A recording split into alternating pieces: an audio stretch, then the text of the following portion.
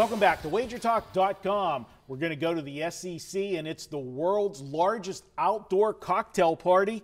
Georgia, Florida. Guys, what do you make of this one? We've got two teams heading in opposite directions. Georgia, both teams coming off a bye week. Georgia went in losing 3 out of 4. Florida, under second-year head coach, turned the program around again. What do you make of this one? This is an interesting handicap because you've got a Florida team that has looked good, but they haven't played anybody. You've got a Georgia team who's looked bad, and they have played it. They've played an 11-point tougher schedule, and the last time we saw Georgia, they were losing outright to Vanderbilt, and I had Vanderbilt on the money line. I didn't deserve that. Georgia completely outplayed them in that game, but all people are going to look at is the final score. And you also have a Georgia team here. Not only have they played an 11-point tougher schedule, you've got a coach, a first-year coach, that has the ability to go in there on his bye week and add a few things. And I always like to play teams with the coaches in their first couple of years that have that ability. They didn't get a chance to put everything in the spring before they started the games or in the fall, and now they had the extra week to throw in some extra plays. I think Georgia could surprise here.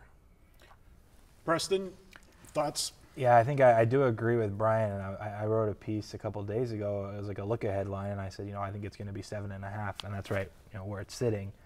So why would I like Georgia? And I don't really. It's hard to like the team that loses to Vanderbilt at home, and I actually backed them in the second half, and they just kept turning it over after they'd get inside the 20 and gave up like one big play to Vanderbilt. It was a frustrating game, but I think they doubled Vandy in yardage, and so their offense might be better than they have looked. But what I guess I really like is Kirby Smart, came from Alabama, defensive coordinator there. If you just look at the past few seasons, I know it's Alabama, but they've really held Florida in check. And in getting over a touchdown in this type of game that you expect to be really low scoring, both teams are off of a bye, but I think it might favor Georgia a little more for two reasons. One, they're coming off of an embarrassing home loss to like a bottom dweller in Vanderbilt. But two, Florida's now had like a double bye, and with a game in between because they had the hurricane bye, played a game, and then they had another bye, and they've only played like one game in 24 days or something like that. It's just really weird. So the spot feels like it's supposed to be Georgia over a touchdown. I don't know if I'll end up on it or not, but I agree with Bryan. I think it's plus 7.5 or nothing. Well, you touched upon several of the points that I was going to make about Florida being, idle as much as they've been in the month of October. And one of the things about buys, and it's something that I talk about a lot in the NFL, and I kind of do it the same way in college football. If you're going well and you go into a bye, to me it's a momentum stopper, because everything's working. You're feeling good about yourself. What are you fixing, because everything's working?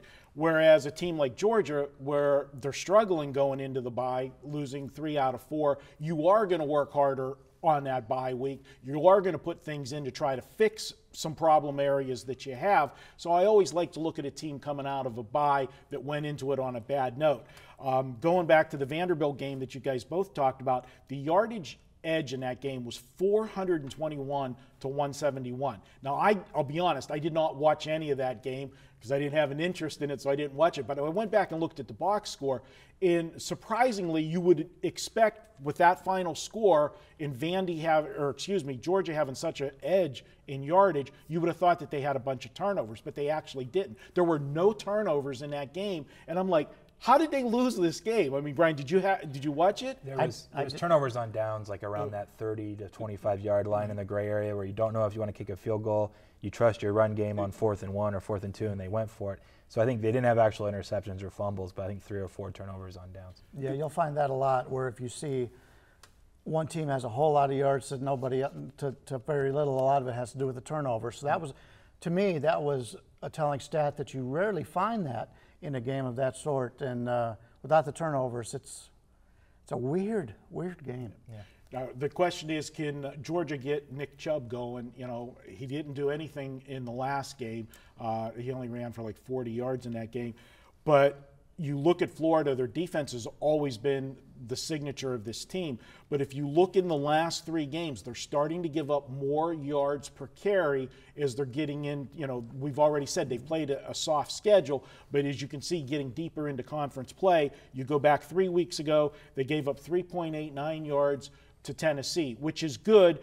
They gave up 179 yards. Vanderbilt ran for 3.97, just under 4 yards. Vandy's not a great offense, but then Missouri had success. They ran for 5.76 yards a carry. They put up 265 yards on the ground against Florida. So if Georgia can take some of the heat off the quarterback and get a little bit of the running game going, I think Georgia can hang in this game. And I think, like you said, they put just 1 or 2 wrinkles in, maybe get one of those big explosive plays that turns into 7 points. This is a game that you don't expect a lot of points to be scored in.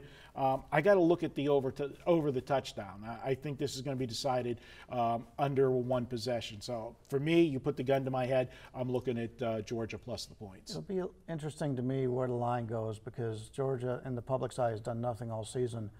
It'll be tough for me to see them back in Georgia here, so we may be able to get a little bit better number.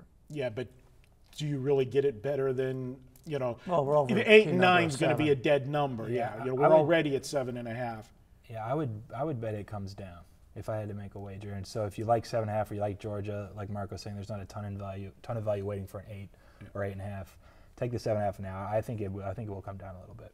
All right, there you go. Hey guys, you want to save $10 this weekend at Wager Talk?